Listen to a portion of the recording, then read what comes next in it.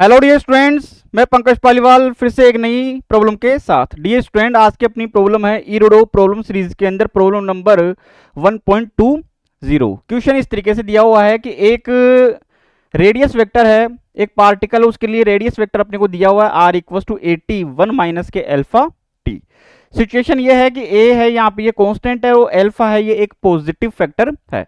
अपने को एक तो फाइंड करना है कि टाइम की फॉर्म के अंदर वेलोसिटी और एक्सेलरेशन क्या होगा। और सेकंड सिचुएशन में दिया हुआ है कि अगर पार्टिकल दोबारा उसी सिचुएशन पे आ जाए, particle to return to its initial point, वापस वहीं पर आ जाए, तो कितना टाइम डिफरेंस होगा, डेल्टा टी की वैल्यू निकालनी है। And the distance as covered during that time, और इस टाइम इंटरवल में ये कितनी डिस्टेंस कवर करेगा। तो देखते हैं, स्टार्ट करते हैं। आर की वैल्यू अपने को दे दी यहां से ए टी, इसको मैं इस तरीके से लिख लेता हूं 1 माइनस के अल्फा टी। तो वेक्टर को हटा दिया मैंने यहां से, तो वेलोसिटी और एक्सेलरेशन निकाल लेता हूं। तो v इक्वल टू तो कितना होगा अपने पास में, डिफरेंशिएशन कर दूं इसका, तो ये तो बन जाएगा यहां से ये a माइनस के, ये बन जाएगा यहां से a अल्फा टी स्क्वायर का कितना हो जाएगा 2t। तो ये बनेगा अपने पास में a 1 माइनस के 2 अल्फा टी, 2 अल्फा टी। ए बाहर आ जाएगा 1 माइनस के 2 अल्फा टी। अब यहां से अपन इसका एक्सेलरेशन निकाल लेते हैं, उसको मैं w लिख लेता हूं। तो ये a है, ये कांस्टेंट है, अंदर जाएगा तो माइनस का कितना हो जाएगा यहां से ये 2a अल्फा, और t का डिफरेंशिएशन कितना हो जाएगा 1 हो जाएगा। तो वेलोसिटी और एक्सेलरेशन तो अपने पास में निकल के आ गए। अब अपने को वो टाइम निकालना है जहां पर ये पार्टिकल दोबारा अपनी इनिशियल सिचुएशन के अंदर आ जाए। तो इनिशियल सिचुएशन में आएगा तो डिस्प्लेसमेंट क्या हो जाएगा, इसका जीरो हो जाएगा। डिस्प्लेसमेंट जीरो होने का मीन्स क्या होगा, यहां से इसी को मैं क्या कर देता हूं, मैं जीरो कर देता हूं मैं। तो यहां से अपने पास में जो टाइम निकल के आ जाता है यहां से T equal to delta T equal to वो निकल के आता है 1 अपॉन एल्फा। यानी इस टाइम के ऊपर, इस टाइम के बाद में वापस लौट के आ जाएगा। तो इस सिचुएशन में अपन यहां से ये देख सकते हैं, इसको मैंने डेल्टा टी क्यों लिखा, क्योंकि टी इक्वल टू जीरो के ऊपर क्या है, आर जीरो है, और T equal to T one मान लेते हैं, दोबारा आर क्या हो गया जीरो, तो टी वन माइनस जीरो कितना हो जाएगा, ये डेल्टा टी हो जाएगा, वो अपने पास में निकल के आ गया 1 बाई एल्फा। अब अगर यहां से अपन देखते हैं कि वेलोसिटी अपने पास में निकल के आ गई ए टी, ए माइनस के कितना हो जाएगा यहां से ये 1 माइनस के 2 अल्फा टी हो गई। यहां से अगर अपन इसको जीरो करते हैं, वेलोसिटी को जीरो करते हैं, तो इसका मीन्स वेलोसिटी को यहां पे अगर मैं जीरो कर देता हूं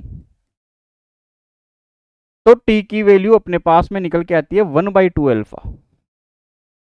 इसका मीन्स पार्टिकल जब इनिशियल पोजीशन पे आया उससे पहले वो वापस जिस डायरेक्शन में जा रहा है उससे वो रिटर्न हुआ है, क्योंकि बीच में वेलोसिटी एक बार उसकी जीरो हो गई।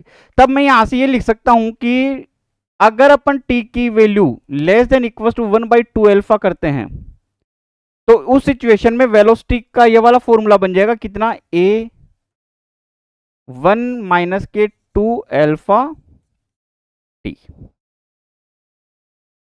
अब अगर यहां पे टी की value greater than 1 by 2 alpha हो जाए, तो उस सिचुएशन में अगर टी की वैल्यू 1 बाई 2 अल्फा से ज्यादा हो गई तो ये वैल्यू यहां पे नेगेटिव निकल के आ जाएगी।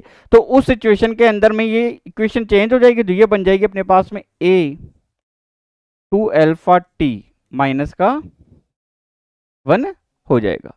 इसका मीन्स 1 जीरो से लेके 1 बाई 2 अल्फा तक डिस्प्लेसमेंट अलग है, वेलोसिटी अलग है, और 1 बाई 2 अल्फा से लेके 1 बाई अल्फा तक अलग है।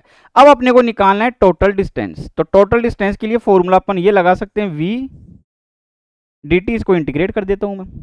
तो पहली सिचुएशन के अंदर तो कितना है अपने पास में v a 1 माइनस के 2 अल्फा t, और ये बन जाएगा dt, जीरो से लेके 1 बाई 2 अल्फा तक।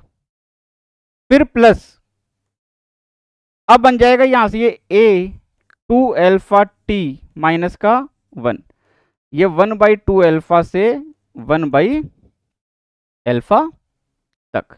तब यहां से अपन इसको सोल्व करते हैं, एस इक्वल टू कितना निकल के आएगा, यहां से ये बन जाएगा a डी टी का इंटीग्रेशन कितना हो जाएगा t, तो ये तो बन जाएगा 80। यहां से ये बन जाएगा माइनस के 2a alpha 2 a alpha. T का इंटीग्रेशन हो जाएगा टी स्क्वायर बाई 2 हो जाएगा यहां से टी स्क्वायर अपॉन 2। तो ये यहां से हो गया 0 से लेके 1/2 अल्फा तक।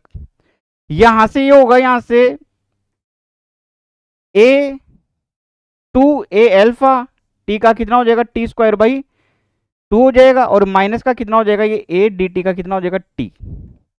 ये हो जाएगा यहां से अपने पास में 1/2 अल्फा से लेके 1/अल्फा तक।